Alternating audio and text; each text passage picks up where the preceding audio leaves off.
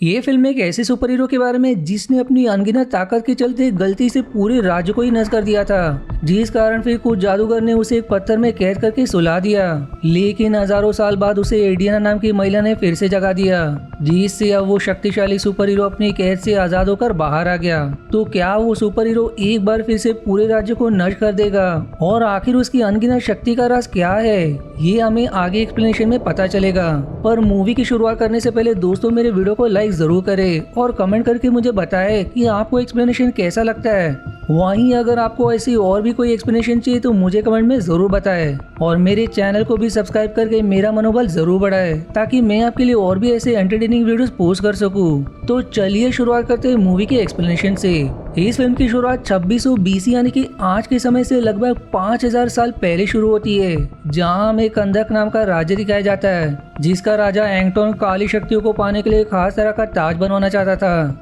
दरअसल इस ताज के जरिए काली शक्तियों के मालिक सेवॉक की शक्तियां एंगटोन में आ जाती, जिससे वो पूरी दुनिया को अपनी मुट्ठी में करके उस पर हमेशा के लिए राज कर सकता था। लेकिन उस ताज को बनवाने के लिए एटीरियम नाम की धातु की जरूरत थी, जो सिर्फ कंदक में ही मिला करता था। इसलिए राजा ने अपनी प्रजा को एटीरियम की खुदाई करने के काम में लगा दिया।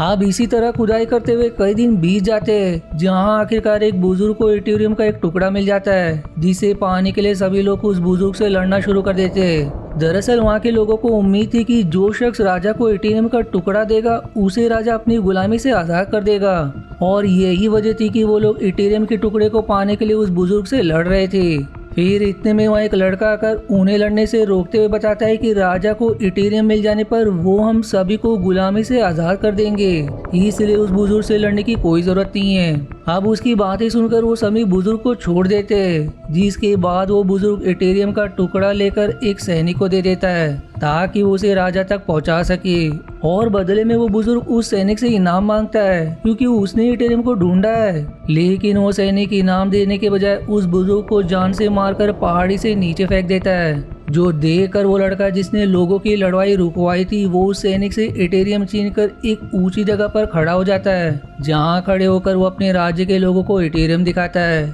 जिसके बाद से सभी लोग उस लड़के को ही अपने मसीहा की तरह मानने लगते हैं। अब अगले दिन राजा के आदेश पर उस लड़के को सबके सामने जान से मारा जाना था, क्योंकि उसने राजा के खिलाफ बगावत करने की कोशिश की थी। लेकिन उसकी गर्दन पर तलवार चल पाने से पहले ही वो अचानक से कहीं गायब हो जाता है। दरअसल कुछ शक्तिशाली जादूगरों ने उस लड़की की अच्छाई देखकर उसे वहां से गायब करके अपने पास बुला लिया था, क्योंकि उन्हें किसी ऐसे शख्स की तलाश थी जो बुराई के खिलाफ खड़ा हो सके। और सिंस उस लड़के ने एंगटोन के खिलाफ बगावत करी थी, इसीलिए सभी जादूगर अपनी शक्तियों का कुछ हिस्सा उस लड़के को देकर उसे एक सुपर हीरो बना देते हैं, और इन्हीं शक्तियों की मदद से उस लड़के का नाम तीत एडम हो जाता है, जो आगे जाकर ब्लैक एडम कहलाएगा। दूसरी तरफ एंगटोन ने भी एटीरियम धातु से वो खास तरह का ताज बनवा लिया था, जिसे पहनकर वो सबा की शक्तियों को पा सकता था। लेकिन समय रहते वहाँ तीत एडम आकर एंगटोन को मार गिराता है, पर उसकी शक्तियाँ इतनी ज्यादा घातक थी जिसमें राजा के महल के साथ साथ आधा कंदाक राज्य ही समाप्त हो जाता है।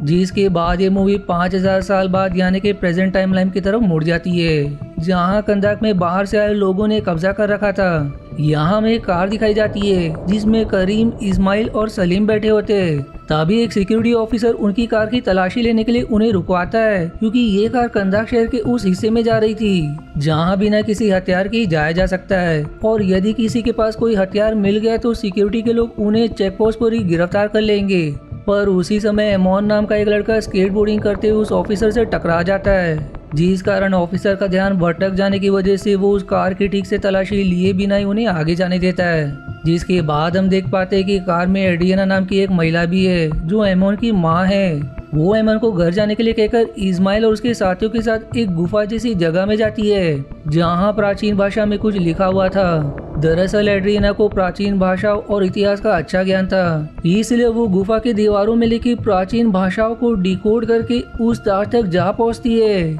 जिसे एंगटोन ने 5000 साल पहले एटीरियम धातु से बनवाया था। वो उस ताज को लेकर अपने बैग में रख लेती है, जबकि इस्माइल उसको ऐसा करते देख रहा था। इतने में वहाँ कुछ हथियारबंद लोग आकर उन दोनों पर हमला कर देते, जहाँ वो लोग एडियाना से उस ताज को लेकर उसे मारने वाले थे,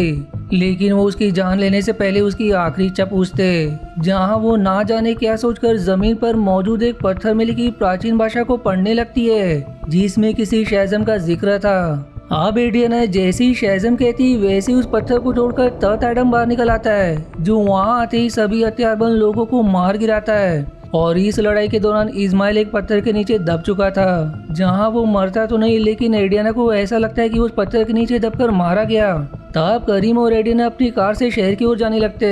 जबकि तत एडम गुफा से निकलकर उन हथियारबंद लोगों के बाकी साथियों से लड़ना शुरू कर देता है, जिसमें वो चॉपर्स और मिसाइल्स के हमले को बड़ी आसानी से रोक लेता है। दरअसल तत एडम पर ना तो कोई गोलियों का और ना ही मिसाइल्स का असर हो रहा था, जिसके बाद जब वो चॉपर्स और मिसाइल को नष्ट करके एडियाना के पास जा ही रहा था कि तभी एक आदमी उस पर एटीरियम से बनी मिसाइल से हमला कर देता है, जिस हमले में तत एडम घायल होकर बेहोश हो जाता है, जिस पर अब एडियाना और करीम उसे लेकर अपने घर चले आते। आगे हमें ये पता चलता है कि इस हमले के पीछे इस्माइल का ही हाथ था, जो खुद किसी प्राचीन भाषा को नहीं पढ़ सकता था, इसलिए उसने एडियाना की मदद से ताज को पाने की कोशिश की, लेकिन तत एडम के आ जाने की वजह से वो ताज वापस से एडियाना को मिल जाता है। दूसरी तरफ हम अमांडा नाम की महिला को देख पाते, जो अपने सैटेलाइट कैमरास की मदद से तत एडम की लड़ाई को देख रही थी, जिसके बाद वो जस्टिस एडम के एक मेंबर नेम हॉकमैन से संपर्क करती है, जहां वो उसे इस घटना के बारे में बताती है कि कंदक शहर में 5000 सालों से सोया हुआ एक सुपर विलन जाग गया है, जिसने जागते ही तबाही मचा दी है, इसलिए तुम अपनी टीम को लेकर जल्द से जल्द कंदक पहुंचो। दरअसल अमांडा को डर था कि जिस तरह तत एडम ने 5000 साल पहले अपटाउन को मारने के साथ साथ आधे राज्य को नष्ट कर दिया था, उसी तरह वो अब भी कंदक को नष्ट कर सकता है, इसलिए उसने जस्टिस सोसाइटी में संपर्क किया। अब सिंस तत एडम की वजह से पहले भी तबाही हो चुकी थी, इसलिए अमांडा उसे ब्लैक एडम के नाम से पुकारती है, और अब से हम भी तत एडम को ब्लैक एडम कहकर बुलाएंगे।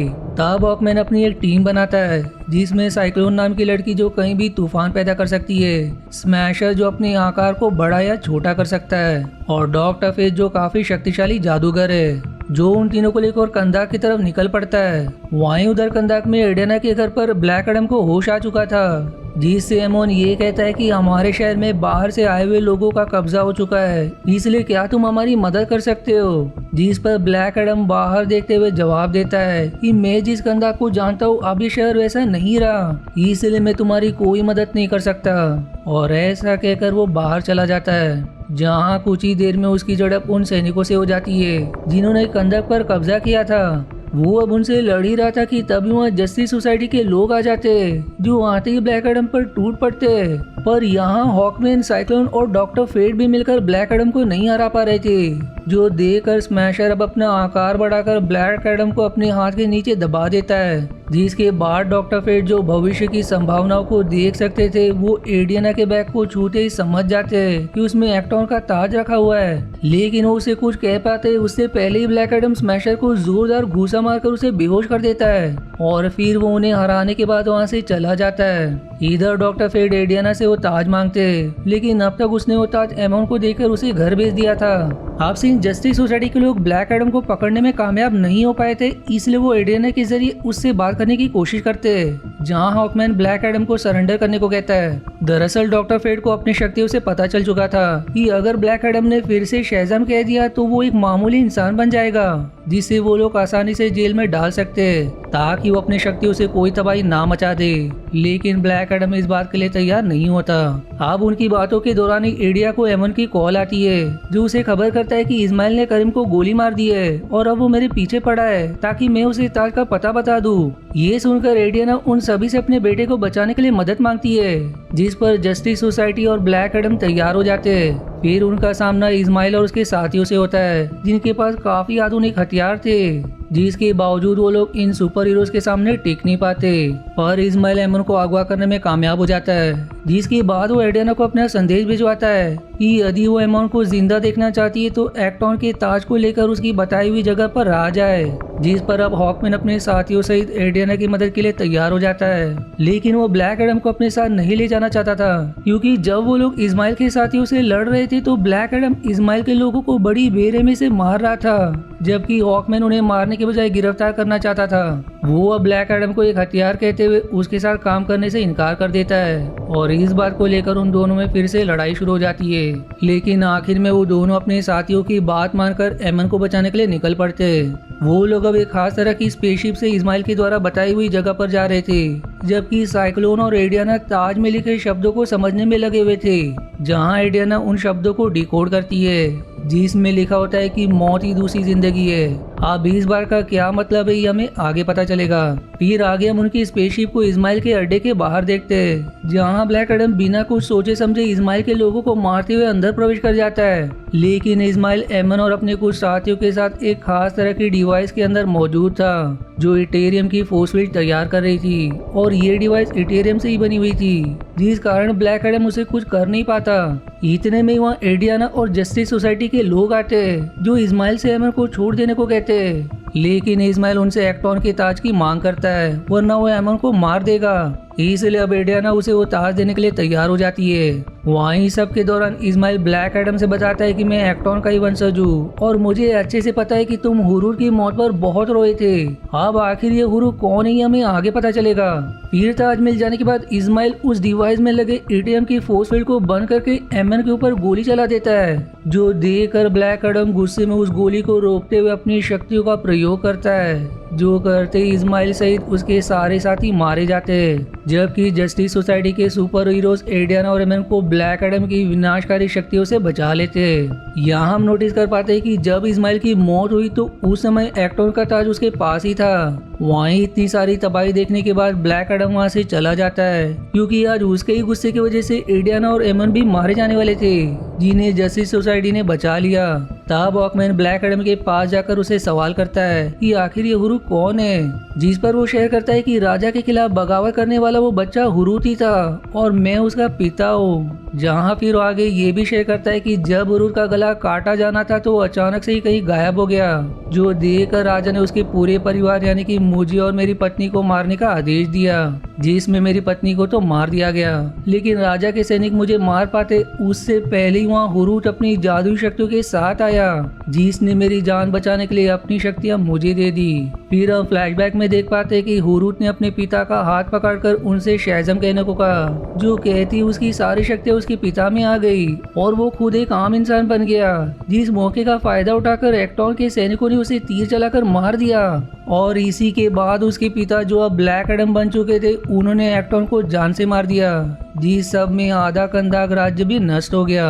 अब क्योंकि उसने इतने सारे मासूम लोगों की जान भी ली थी, इसलिए जादूगर ने उसे एक पत्थर में कैद कर दिया, जिसे एडियाना ने शहजम कहकर उस कैद से बाहर निकाल दिया। फिर इसके बाद ब्लैक एडम हॉकमैन से खुद को सरेंडर करते हुए विनती करता है कि तुम कुछ ऐसा करो कि मैं कभी ये शब्द बोल ना पाऊं, और ऐसा कहकर वो शहजम कहता है, जो कहते ही वो एक आम इंसान बन जाता है। तब जस्टिस सोसाइटी के लोग उसे एक सीक्रेट फैसिलिटी में पानी में डुबा कर रखते हैं, जहां उन्होंने उसके मुंह में कुछ मशीन लगा रखी थी ताकि वो शहजम दोहराकर फिर से ब्लैक एडम ना बन पाए। वहीं दूसरी तरफ इस्माइल नर्क में होता है, क्योंकि उसे अच्छे से पता था कि यदि वो उस ताज को लेकर मरेगा तो उसे सबैक की शक्तियां मिल जाएंगी। फिर नर्क में काली शक्तियों का मालिक सबैक उसे अपनी शक्तियां देकर वापस से पृथ्वी पर भेज देता है, जो होते ही एक्टॉन का ताज एडियाना के सामने से गायब हो जाता है। यहाँ हम समझ पाते हैं कि आखिर उस ताज पर ये क्यों लिखा था कि मौत ही दूसरी जिंदगी है, क्योंकि उस ताज को लेकर मरने से इस्माइल को नई जिंदगी मिली थी, जिसमें अब वो सबैक बनकर वापस लौटा था। वो अब पृथ्वी पर आते ही हर तरफ तबाही मचा देता है, जिस पर जस्टिस सोसाइटी के सुपर हीरोज उसे रोकने जाते हैं, लेकिन कोई भी सबैक की शक्तियों के आगे टिक नहीं पाता।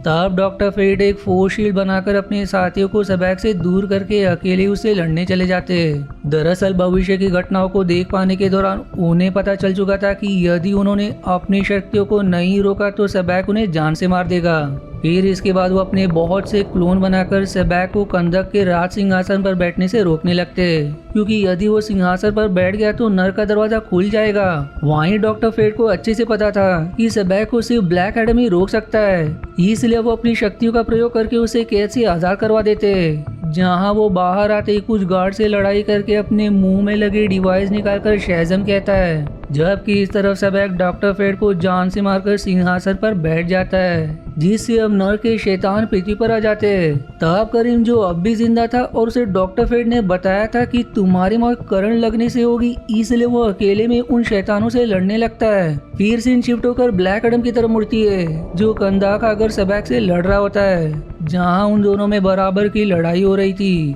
यहाँ काफी देर तक उन दोनों की लड़ाई होती है जिसमें फिर हॉकमैन डॉक्टर फेड के हेलमेट का प्रयोग करके अपने बहुत सारे क्लोन बनाकर सबैक को पकड़ लेता है। जिस मौके का ही फायदा उठाते हुए ब्लैक एडम उसके 2 टुकड़े करके उसे खत्म कर देता है, जिससे नर के सारे शैतान भी गायब हो जाते हैं। अब मूवी के आखिरी सीन में अमेंडा ब्लैक एडम से संपर्क करके उसे ये कहती है कि अब तुम अपनी कैद से आजाद हो चुके हो, लेकिन मैं तुम्हें कंदाक से बाहर जाने की अनुमति नहीं देती, इसलिए अब से तुम्हें कंदाक में ही रहना है, यानी कि ये शहर ही तुम्हारी जेल है। जिस पर ब्लैक एडम जवाब देता है कि मैं किसी का कैदी नहीं और मेरा जहाँ मन करेगा मैं वहीं जाऊंगा, क्योंकि इस दुनिया में ऐसा कोई भी नहीं है जो मुझे रोक सके। तब अमेंडा जवाब देती कि मैंने तुम्हें इस शहर तक सीमित रखने के लिए दूसरी दुनिया से किसी को बुलाया है। और अब उसकी ऐसा कहती वहाँ सुपरमैन की एंट्री होती है, जिसी के साथ ये जबरदस्त मूवी यहीं समाप्त हो जाती है। पर अब एंडिंग देख के समझ आ रहा है कि इसका अगला पार्ट भी बनेगा, यानी कि इसका अगला पार्ट बहुत ही कम आसान होगा,